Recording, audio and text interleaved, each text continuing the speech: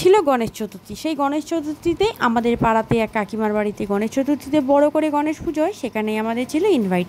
সেখানে যাওয়ার জন্য দেখো ঝটপট করে আমি রেডি হয়ে গেলাম, দিয়ানের বাবাও রেডি হলো। আরে না না, সবসময় কি আমরা তিনজনই যাবো নাকি, আজকে আমরা বাড়ির সবাই গিয়ে যাচ্ছি। তো ফাইনালি আমরা সেই বাড়িতে চলেও এলাম। এখানে দেখো খুব বড় করে গণেশ ঠাকুর পুজো হয়, খুব সুন্দর করে গণেশ ঠাকুরটাকে সাজিয়েছে। এটা ওরা বাৎসরিক পুজো, প্রত্যেক বছরই এই গণেশ ঠাকুরটাই থাকে, ওরা এটাকেই পুজো করে, আবার এক বছর রেখে দেয়। খুব সুন্দর করে সাজিয়েছে। আর এখানে দেখো অনেকেই গিয়েছি, আমি, আমার ছেলে, আমার হাজব্যান্ড, আমার শাশুড়ি মা, শ্বশুরমশাই, আমার মা, আমার বৌদি, আমার ভাইপো সবাই মিলে গিয়েছিলাম। তো ঠাকুর প্রণাম করলাম, করে এখানে বসে একটু গল্প টল্প করে নিলাম। তারপর সোজা চলে গেলাম আমরা ওপরে খাবারের দিকে।